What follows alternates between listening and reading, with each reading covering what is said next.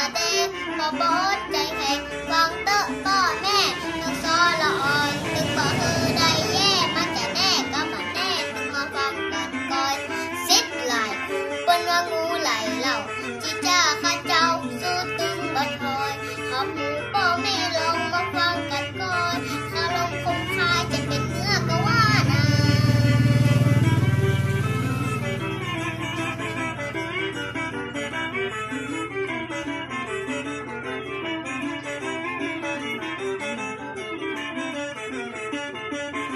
วันนี้ลูกศิษย์ของแม่ครูอำพ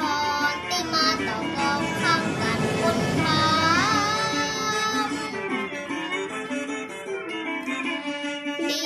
อายมามีปัญญาเหมือนดังดีสัก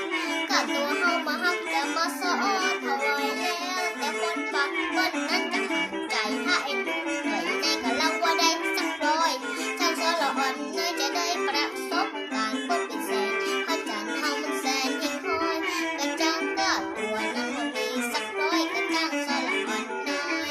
บางทีวันเขาลบยังบ่หวานบ่หายังบ่ตัดมาชุมชันคาลัด